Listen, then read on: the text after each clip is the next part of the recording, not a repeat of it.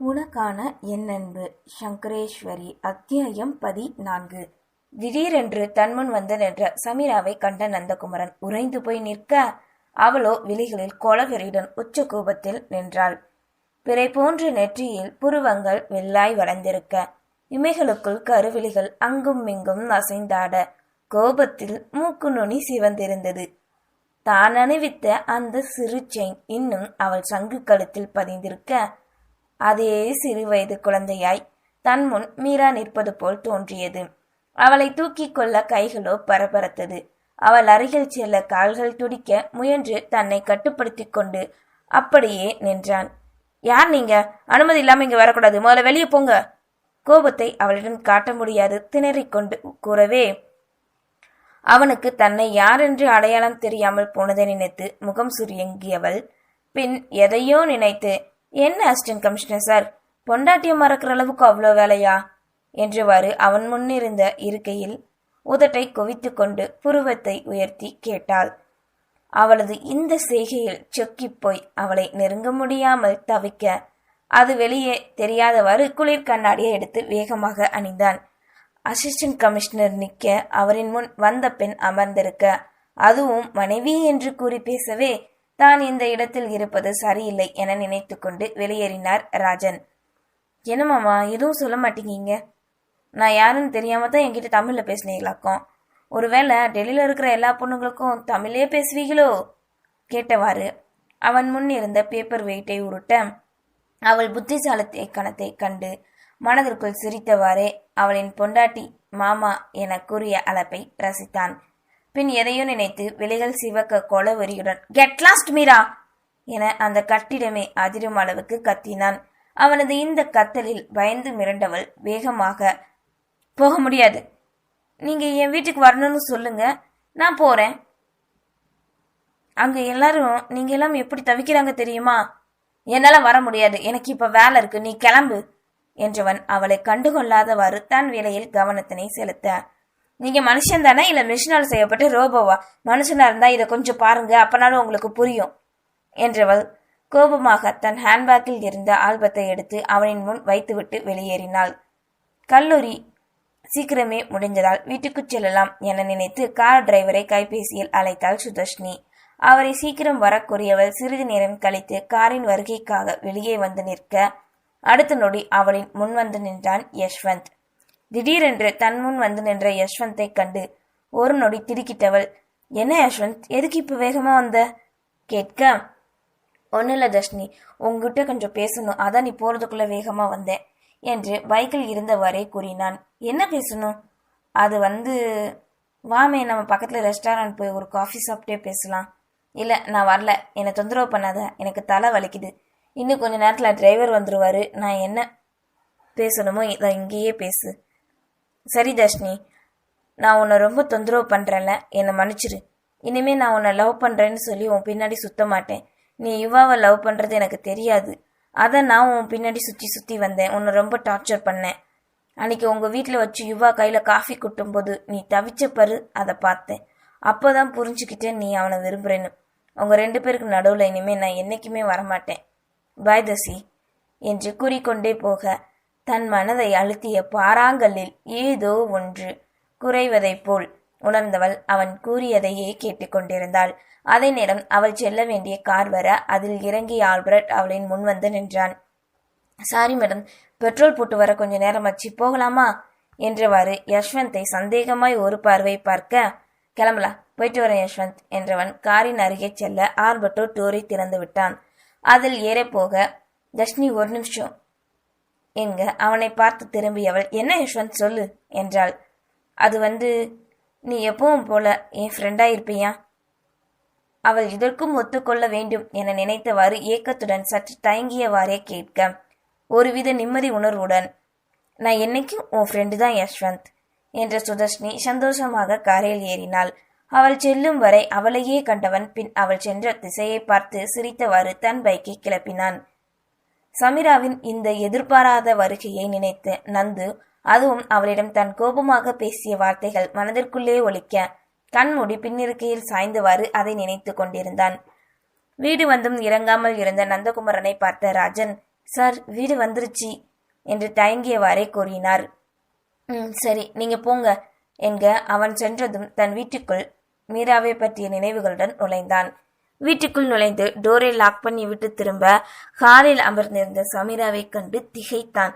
தன்னையே திகைக்க வைத்த அவள் செயலைக் கண்டு ஒரு நொடி வியந்தவன், மீரா என்று ஆசையோடு அழைத்தவாறு அவள் அருகில் நெருங்க திடீரென்று காணல் நீராய் மறைந்து போனாள். அவள் மறந்த பின்பே அது தன் பிரம்மை என்பது புரிய தன் மனதை முழுவதும் ஆட்கொண்டிருந்த தன்னவளை நினைத்தவாறே தன் அறைக்குச் சென்றான். அவன் உள்ளே நுழைந்ததும் எதிர்ப்புறம் சுவரில் 4 அடி நீளத்தில் பட்டுப்பாவடை அணிந்து இரட்டை ஜடையுடன் தலை சாய்த்து கன்னத்தில் குழிவிழ அழகாய் சிரித்தவாறு அவனை வரவேற்ற புகைப்படமான சமீராவின் முன் சென்று நின்றான். அவள் புகைப்படத்தை மெல்ல வருட அவளையே வருடுவது போல் உணர்ந்தவனோ அவள் முகத்தருகே தன் கன்னம் வைத்து சாய்ந்தான். மீரா, என்னை மன்னிச்சிருமா, நான் உன்கிட்ட இன்னைக்கு கோவமா கத்திட்டேன்ல.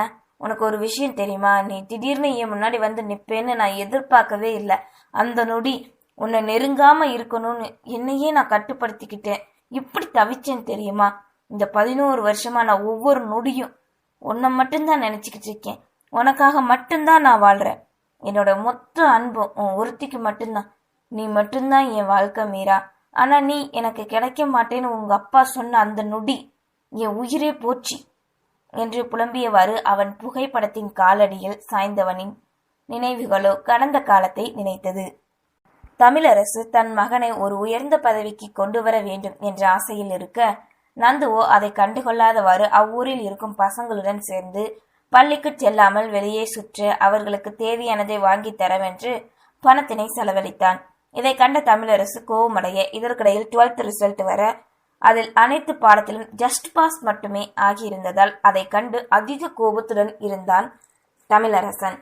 சிறு வயதிலிருந்தே தன் 2 பிள்ளைகளை மேல் பாசம் கொண்டு அவர்களின் ஆசை, வெறுப்பு, விருப்பு அனைத்தையும் நிறைவேற்றி அவர்கள் கேட்ட அனைத்தையும் வாங்கி தந்து பாசமிகு பெற்றோராகவே வளர்த்தனர்.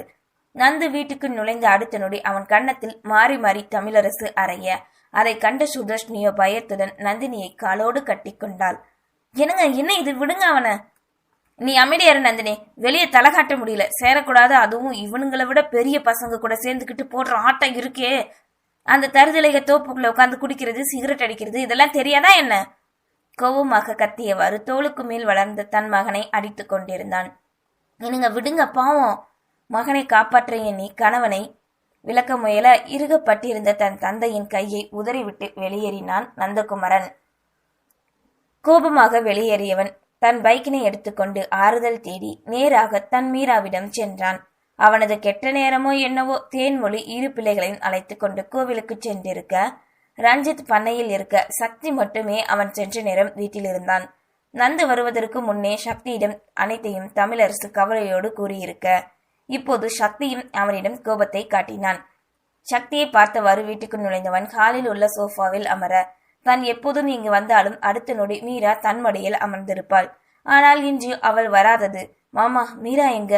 வேகமாக கேட்க, அவ அத்தை கூட கோயிலுக்கு போயிருக்காடா என்றதும் கோவிலுக்கு மீராவை தேடிச் செல்ல முயன்று எழுந்தான். நந்து, ஒரு நிமிஷம் நில்லு என்று செல்பவனை தடுத்தான் சக்திவேல். என்ன மாமா, சொல்லுங்க. போக விடாத கடுப்பில் சற்று எரிச்சலோடு கேட்க, இப்ப நீ ஏன் கோவமா இருக்க? உங்க அப்பா சொன்னதுல என்ன தப்பு இருக்கு? சரி, அதை விடு. படிக்காம ரைஸ் மில்லு, தோப்பு எல்லாம் பார்க்க போறேன்னு சொன்னீங்காம ஏன் கொஞ்ச நாள்ல அதையும் வித்து அதை உருப்படாத பரதேசிகளுக்கு தரப்போறியா சொல்லு. உன் வயசு தானே அந்த அஸ்வின். இன்னும் கொஞ்ச நாள்ல டாக்டர் ஆக போறான், இல்ல இன்ஜினியரிங் படிக்க போறான். ஊரே அவனுக்கு மரியாதை தரும். படிச்சவங்களுக்கு மட்டும்தாண்டா இந்த ஊருக்குள்ள மரியாதை தருவாங்க. சரி, நீ என்னைக்காவது நாங்க சொல்றதையோ இல்ல உங்க அப்பா சொல்றதையோ கேட்டிருக்கியா? சொந்த பந்தங்களுக்கு மதிப்பு கொடுத்திருக்கியா? அப்படியே உங்க தாத்தா புத்தி அவரை மாதிரியே இருக்கு.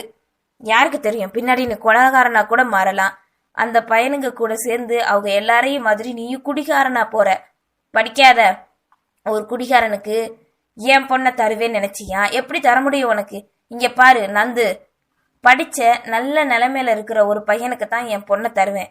சமீராக்கும் உனக்கும் இனிமே எந்த சம்மந்தம் இல்ல. சமீரா உனக்கு இல்ல என்று எப்படியாவது அவனுக்கு புரிய வைக்க வேண்டும் என்பதை மட்டும் சக்திவேல் மனதில் குறியாயிருக்க, சமீரா தான் அவனது பலவீனம் என்பதை அறிந்து அவனிடம் என்ன கூறுகிறோம் என்று யோசிக்காமல் வேகமாக கூறினார். அதை கேட்டு நந்துவோ, சக்தி கூறிய சொல்லே மாறி மாறி மனதிற்குள் ஒலிக்க கொலைகாரன் குடிகாரன் அஸ்வினையும் தன்னையும் ஒப்பிட்டு கூறியது. அதையெல்லாம் விட சமீரா தனக்கு இல்லை என்ற சொல்லே அவனை வெகுவாய் வாட்டி வதைத்து மேலும் கோபமேற்றியது. கண்கள் சிவந்து ஆக்ரோஷத்தில் மூச்சு வாங்க நிற்க அவனை பார்த்த சக்திக்கு ஒரு நொடி பயம் வந்தது. என்ன, நான் சொன்னது உனக்கு கோபமா இருக்கோ? அப்படின்னா நான் சொன்னதை செஞ்சு காட்டு என கூறி முடிக்கும் முன்னே தன் மாமா என்றும் கூட பாராது சிறு வயதிலிருந்தே அவன் கழுத்தை நெரித்தான் கொலவெறியுடன் நந்தகுமரன். என்ன சொன்னீங்க மாமா? மீரா எனக்கு இல்லையா? அவ ஏன் பொண்டாட்டி? எப்படி நீங்க வேற ஒருத்தனுக்கு கல்யாணம் பண்ணி தரீங்கன்னு பாத்துடுறேன். நீங்க சொன்னது மாதிரியே ஒரு நல்ல பதவிக்கு வந்துட்டு சீக்கிரம் உங்க முன்னாடி வரேன் என்று பல்லை கடித்து கொண்டு கோபமாக கூறியவன் சக்தியை தள்ளிவிட்டு வெளியேறினான். அவன் தன்னிடம் கோபத்தை காட்டியதை விட நல்ல பதவிக்கு வருவேன் என்று கூறிய சொல்லே சக்திக்கு நிம்மதி அளித்தது. ஆனால் அதற்காக தன்னால் இந்த ஊரையே விட்டு செல்வான் என்பதை சக்தி எதிர்பார்க்கவே இல்லை. நன்றி.